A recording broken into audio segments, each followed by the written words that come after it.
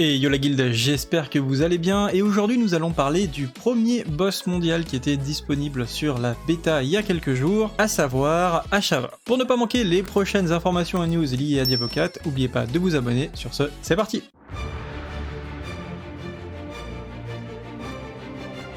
Alors pour commencer, les informations que nous allons voir aujourd'hui sont issues de la bêta, donc encore une fois il y a des petites choses qui peuvent potentiellement changer, que ce soit au niveau des compétences, des loots, etc. qu'on va voir, puisque c'est un boss qu'on a pu faire, que j'ai pu tester rapidement sur la bêta il y a quelques jours, et donc du coup forcément il y aura peut-être des ajustements qui vont arriver d'ici la sortie, la vraie sortie de Diablo 4 dans quelques mois. Donc le boss mondial d'Ashava peut être trouvé dans la région des pics fracturés. Ce boss est équipé de nombreuses capacités dangereuses et cherche à anéantir tous les héros qui osent le défier. Comme tous les boss mondiaux, ils sont très dangereux et il vaudra mieux faire équipe avec d'autres joueurs. Lorsqu'il est vaincu, vous aurez un butin de haute qualité avec un objet appelé le prisme. Donc c'est un objet que vous allez pouvoir utiliser chez le joaillier pour pouvoir insérer, créer un emplacement de gemmes dans votre équipement. Donc ici, dans la zone des pics fracturés, il se trouve au niveau de The Crucible, ici en anglais, en bas à droite, là où je vous montre avec ma souris. Donc normalement, quand vous avez le timer qui approche, vous avez une icône qui apparaît et qui vous indique que le boss sera là dans 10, 15, 20 minutes. D'ailleurs, pour ceux qui jouent à World of Warcraft Retail,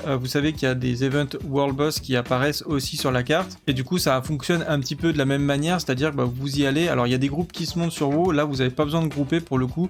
Si vous touchez le boss, a priori, vous allez être tagué. Et normalement, je pense, éligible au loot. Alors là, c'est à prendre avec des pincettes. Moi personnellement je l'ai fait une fois, j'ai eu le droit au loot, je suis mort plusieurs fois, comme on va le voir sur la vidéo juste après, je suis mort plusieurs fois sur le boss, on va regarder un petit peu, analyser le combat. Après, est-ce qu'il y a une limite de mort? Est-ce que vous allez être éligible au loot, peu importe si vous faites un seul de dégâts ou si vous devez faire quand même un pourcentage de dégâts assez important sur le boss. Pour l'instant, on n'a pas vraiment de précision à ce niveau-là. Moi, j'ai fait de mon mieux et j'ai eu accès au loot. Donc, comme je l'ai précisé, lorsque vous arrivez, il y a un minuteur qui vous indique combien de temps il va rester. Vous pouvez profiter de ce temps pour appeler un maximum de gens de votre clan, par exemple, pour venir vous aider dans le combat. Et d'ailleurs, vous remarquerez que la caméra fait un recul en arrière. Et d'ailleurs, j'aimerais bien que cette fonction de recul de caméra soit accessible de manière permanente ou soit une option activable, puisque je trouve la caméra Diablo un petit peu proche du personnage. Mais bon, voilà, c'est comme ça.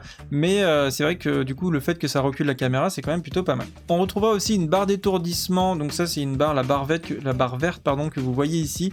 Vous allez pouvoir la faire monter en lançant des sorts qui vont faire des effets, par exemple d'étourdissement.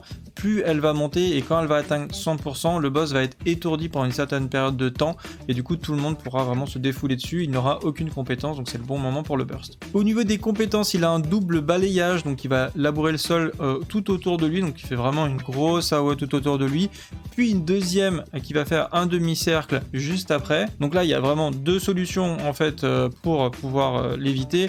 Soit vous évitez l'animation en commençant en étant dans le dos et puis vous tournez en même temps que lui, ou vous traversez son corps, ou la compétence avec une compétence qui peut vous immuniser. Il y a certaines compétences de roulade par exemple qui vont vous immuniser pendant que vous allez faire la roulade, ou par exemple avec une compétence comme je crois que c'est le froid intense du mage qui vous met dans un bloc de glace qui vous rend immunisé.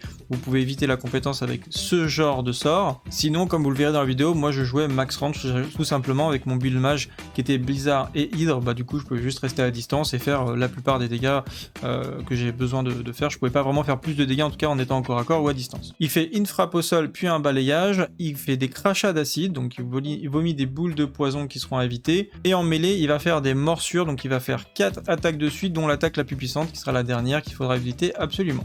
Donc une fois que le timer est terminé, on voit que le combat va bientôt commencer et ça commence à s'agiter au centre, le boss sort et on peut tout de suite commencer à l'attaquer. Donc là il commence tout de suite avec un bond.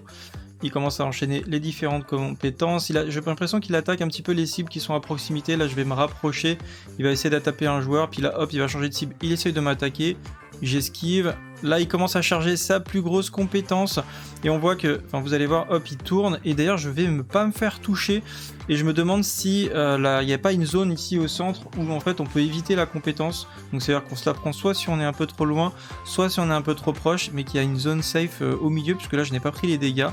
Ce qui est assez étonnant, et dont la deuxième attaque, Je n'ai pas pris les dégâts non plus, donc est-ce que j'étais juste un petit peu limite, je ne sais pas. En tout cas, vous allez voir, je vais me la prendre un petit peu plus loin, et franchement, ça fait, non seulement ça OS quasiment, mais en plus ça pose un dot de poison qui vous sera fatal, sauf si vous avez une quelconque immunité, et je n'avais pas le sort ultime, d'ailleurs voilà, là je me le prends, et voilà, je meurs instantanément du deuxième tick de Earth, c'est-à-dire l'attaque ne va pas OS, mais le dot sur un deuxième tick m'a tué. Donc là je meurs, et du coup je ne savais pas si j'allais pouvoir continuer à participer au combat, mais comme vous pouvez le voir, en fait vous allez réapparaître sur un cimetière qui est juste à côté, et vous allez pouvoir continuer à participer au combat. Donc du coup, moi je jouais, voilà, je posais mes hydres, je mettais mon armure et je mettais mes blizzards, parce que vous n'avez pas vraiment de limite de range ni sur le blizzard ni sur l'hydre, donc ça vous permet de lancer les sorts de très très loin. C'est un petit peu broken, on va pas se mentir, hein. Enfin, on reviendra, je vais vous proposer bientôt des vidéos build, mais je pense que c'est un petit peu broken le fait qu'on ait, voilà, je l'ai mis vraiment à une cinquantaine de mètres mon hydre, ce qui est évidemment très très fort, et encore je n'ai qu'une seule hydre, mais on peut en avoir deux, voire peut-être plus tard. En tout cas, c'est assez facile en mage de faire des dégâts. Il y a certaines classes au corps à corps, vous voyez tous ceux qui sont en train de mourir autour. Donc je ne sais pas ce qui se passe si tout le monde meurt. Je suppose que le boss reset et remonte full HP. Au niveau du timing, on était très juste. Vous allez voir, on va avancer un petit peu. Voilà, vous avez le timer hein, qui est ici à droite. Là, il restait 7 minutes. Le boss était à peu près à 50%. Et bien, tout simplement, on l'a eu, je crois, à 1 minute près. Donc il faut quand même avoir des bons DPS, mais maintenant ça reste un boss là a priori level 25 d'après ce que je comprends.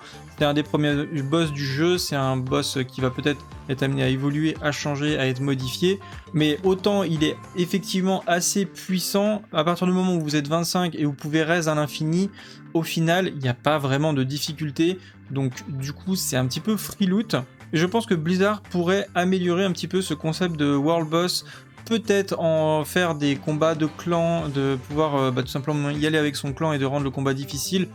Pourquoi pas de faire en sorte que qu'on puisse mourir peut-être un certain nombre de fois limité pour rendre le combat un petit peu plus difficile, un petit peu plus épique. Parce que là du coup vous allez voir, il y a quand même beaucoup de loot derrière. Et la seule difficulté finalement qu'on va avoir sur ce boss, hein, puisqu'on peut quand même reste de manière infinie comme ça, donc tant que vous allez être là, alors évidemment il faut qu'il y ait le DPS pour le tomber, mais là on voit que c'est la bêta et qu'on l'a tombé du premier coup et que les gens découvrent un petit peu les builds, etc. Donc là très rapidement la méta va s'installer et les builds un petit peu broken vont vite sortir, donc forcément le boss il va se faire encore plus éclater qu'aujourd'hui, donc voilà, les gens vont le tomber très facilement ce boss.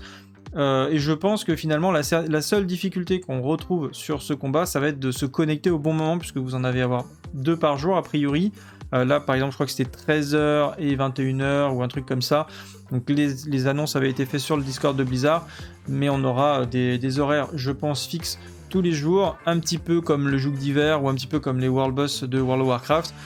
Donc voilà, je pense que ça pourrait être un challenge beaucoup plus intéressant si c'était peut-être lié au clan ou des choses comme ça, parce qu'il y a le système de guild, enfin de clan sur Diablo qui va exister, que je n'ai pas encore testé. Et d'ailleurs pour ceux qui se posent la question, je crée un clan, mais si ça vous intéresse, il faudra venir sur Discord pour le découvrir. Et voilà, comme vous pouvez le voir, on vient de tuer le boss, il meurt et il loot au moins 6 légendaires plus le prisme. Voilà, je vais mettre en pause sur les loots, tac. On a un prisme perdu, d'ailleurs j'avais pas le nom exact, mais c'est le prisme qui vous permet de enchasser des objets, plus tous ces loots là. En général ces loots là ont un e-level qui est assez bon, voilà, c'est du 338 en général. Quand je loot du légendaire sur les mobs, c'est rarement plus du 300, en tout cas à mon level, donc on peut supposer que les loots qui tomberont sur les world boss auront un e-level supérieur au loot traditionnel. Et après, au niveau de la quantité de loot, c'est pas du tout sûr que sur la version live ça drop autant de choses. Encore une fois, c'est pas impossible qu'ils aient boosté les loots sur la bêta pour qu'on puisse tester un petit peu les systèmes liés à l'occultisme notamment. Voilà, c'est tout pour cette première vidéo de présentation du boss mondial d'Ashava. J'espère qu'elle vous aura plu. Si c'est le cas, n'hésitez pas à laisser un petit like et un commentaire. Sur ce, on se retrouve dans la prochaine vidéo. Salut à tous, c'est le Guild, ciao bye.